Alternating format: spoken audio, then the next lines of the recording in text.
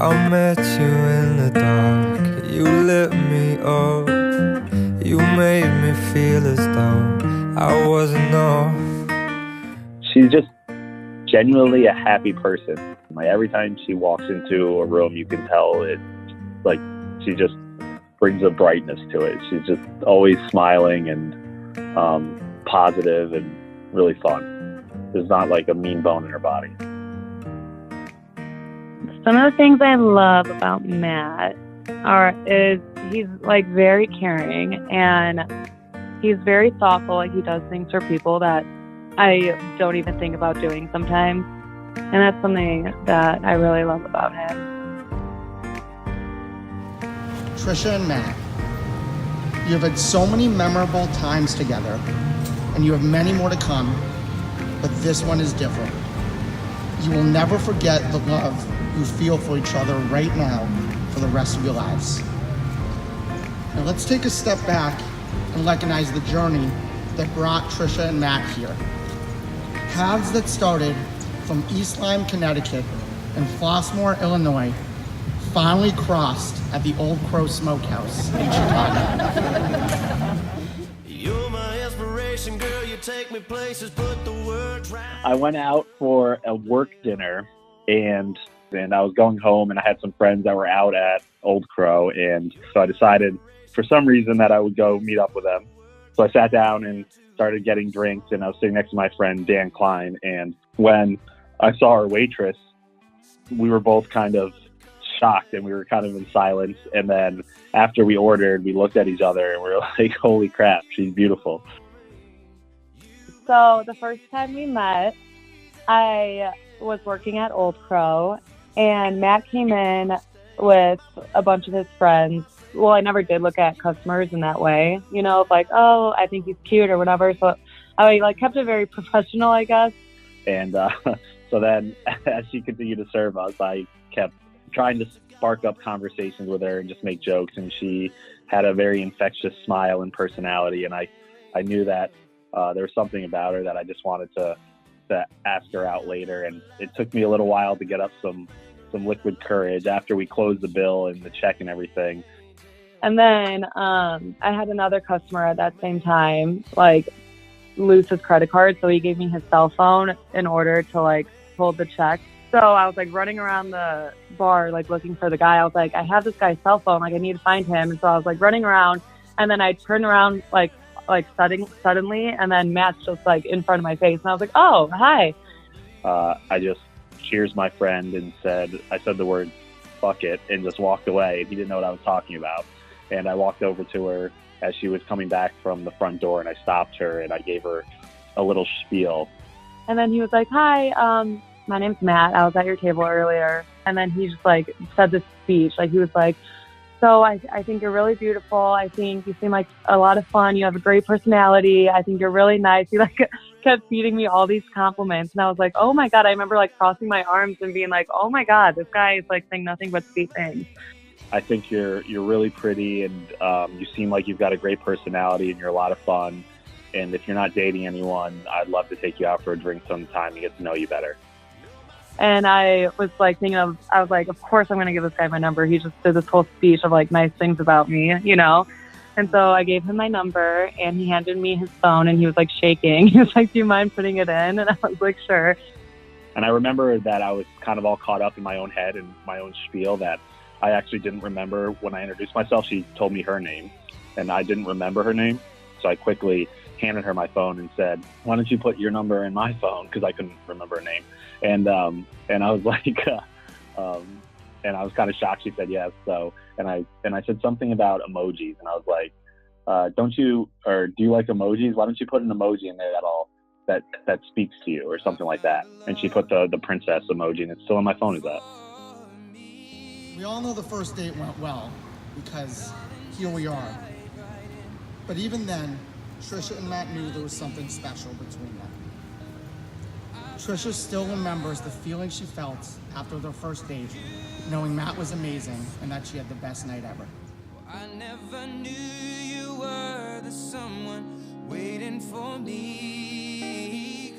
The first date story is we went to get drinks on the rooftop, and So I didn't want her to feel uncomfortable. So I got there early, like 20 minutes early. So I eventually texted her. I was like, hey, just got here, which was a lie. Let me know when you're on your way. I'm out front. And she said, oh, I'm already here. So she had beat me there. She got there like 25 minutes early. So we went to Rock Bottom in downtown, and it has like this little rooftop. And it was September, so it was still pretty nice out. We met for drinks at the bar, and I just remember he was so like interested in my life and like what was going on. And he was just so easy to talk to. And I don't know, everything, like our conversation was so easy. For a while, the whole night, just talked about everything. And the waitress came up to us and said, you guys are my favorite customers tonight, and gave us free shots and stuff too. She's like, you guys just seem like you're a lot of fun, which is a good sign. While we were at the bar on the rooftop, my two sisters showed up because I guess I wasn't answering their text messages. And so I was like, shit, like I actually like this guy. Like I don't want them to ruin it.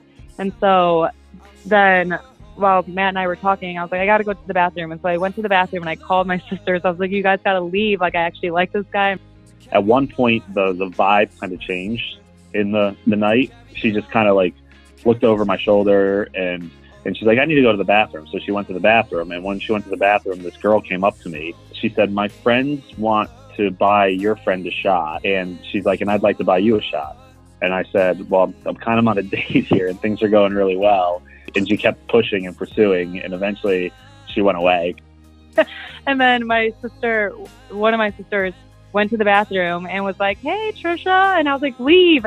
And then my other sister was still upstairs on the rooftop. And then she asked Matt to take a shot. And Matt was like, this girl's hitting on me. So it was just like such a shit show. But Matt like didn't know. I think 2 years later, I told him, I was like, remember those two girls at the bar, like at Rock Bottom? Those are Brittany and Aaron, like my two sisters. And his mind like exploded. He was like, are you joking me? He had no idea. And then Trisha came back from the bathroom and she said, why don't we go somewhere else now? And I was like, okay.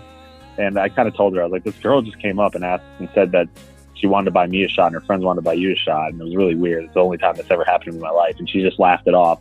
And then we decided I was like, I want to play some games, you know? And he was like, oh, I know. He was like, I know of a bar where we could play games. And he took me to the bar right next to his apartment called Galloway Bay. And we were playing pool and we were playing darts. And I was new to Chicago, and it was the only place that I knew with games, and it was right next to my house. So she thought that was funny. And I was like, I swear I didn't do this on purpose. You know that I'm new to Chicago. So she thought that was funny. And then we had like our first kiss down there because we did like a bet for who can make a bullseye. And I was like I wasn't hitting the dartboard like at all. Actually, our first kiss we were playing darts and we were both really into each other. We were both kind of competitive people. So we said, okay, first one to get a bullseye gets a kiss on the cheek. And that she stepped up literally after we made that bet and nailed the bullseye. And then the second we said, like, let's make a bet, like whoever gets a bullseye first, the other person has to kiss that person. I like right when he said it, I shot it and I made a bullseye. It was like, I was like hustling him, you know?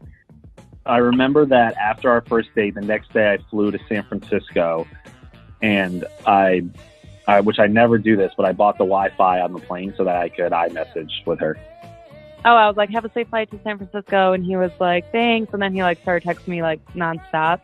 And then he bought the Wi-Fi to fly to San Francisco. And when he bought it, I was like, he for sure just bought that just so he can talk to me during his flight, which I thought was funny.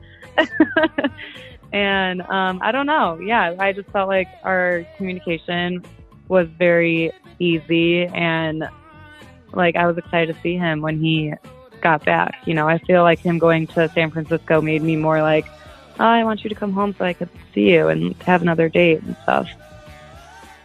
From then on, there have been countless incredible moments that have defined their relationship. They have many memories of spontaneous bar crawls that lasted for hours on end and inventing drinking games like wine pong.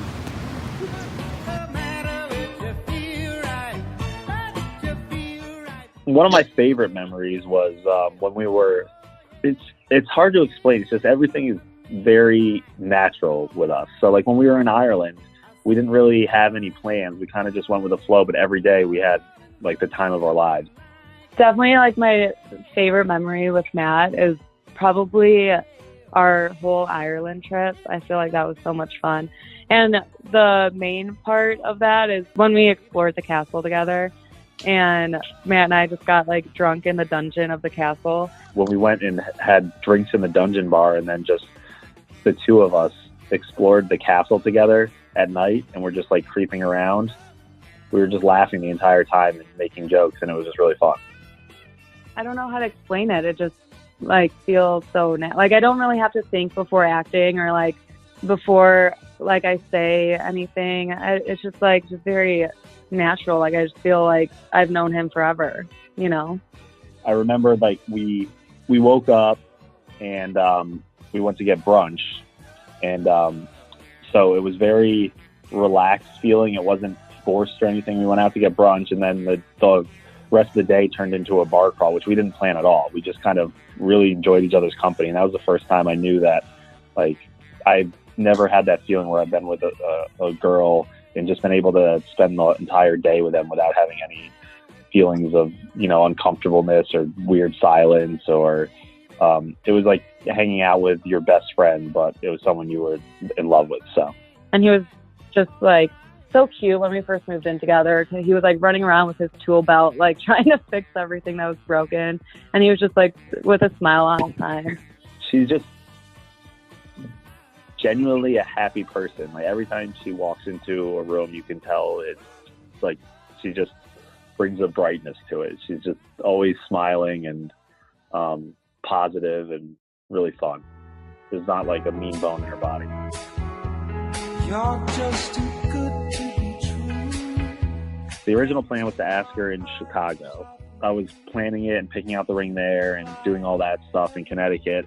And then I was going to propose to her in Chicago on the Riverwalk on Thursday night. So that whole week leading up to it, Trisha was really sick, and her sisters were texting me like, don't do it. It's not going to be good. So I was supposed to do it in Hawaii after that. This hurricane was supposed to hit shore the day we were supposed to land in Hawaii. So I was like, okay, this is fucking annoying. And then so I called the airline and everything, and I switched it to the Bahamas really quickly. I definitely thought it was going to happen sooner than the Bahamas. He was like, I want to do something romantic for you. Let's do a picnic on the beach. So then we go get sushi and 2 bottles of wine, and we go to the beach. And then it's just really cute. We're talking for like a half hour, and Matt's like sweating uncontrollably. And it's not like I knew she was going to say yes, because we've been together for so long, and I just had a feeling she was going to say yes. But when you're sitting on the blanket on the beach and you're kind of, I think I was sweating. Actually, Trisha made a comment that I was sweating. She's like, why are you sweating? And I was wearing kind of like a longer sleeve shirt. And I was like, it's hot in this shirt. But really, I was just nervous. He asked this random guy to take a photo of us. I was like, fine. And then we went up to the water, and the guy came over to take a photo of us. And then Matt had his like arm around my shoulder, and we were like taking a photo. And then he like asked the guy to go back farther, and then he gets down on one knee. And then I was just like, oh, holy shit. Like I didn't think it was going to happen, because it's like in the middle of the trip, but it was actually happening. And then I told her that, you know, she's the love of my life, and I can't wait to spend the rest of my life with her, and she's going to make a great mother for our kids, and I can't wait to have a family and for us to continue our adventure and grow old together. I just remember him saying like, I love you, and I'm so excited to like start a family together, like, will you marry me? And then it was just so cute, and I said yes, and then we hugged, and then we drank all the bottle of wine, and then we started FaceTiming everybody. And I'm excited to figure out whatever comes next, you know, because I feel like we adapt to situations really easily, and we both like to take on new adventures. So kind of excited to see what pops up in our lives and how we adapt to it and how the both of us change with it. She's very caring, and she's also a good teacher. She's patient. So I think she's just going to make a really good mother. I'm looking forward to like raising a family. I know he's going to be such a good dad, and just like all of the experiences. So I'm just looking forward to basically like the family that we'll have. Now, everyone, with the power vested in me by the great state of Florida, I now pronounce you husband and wife.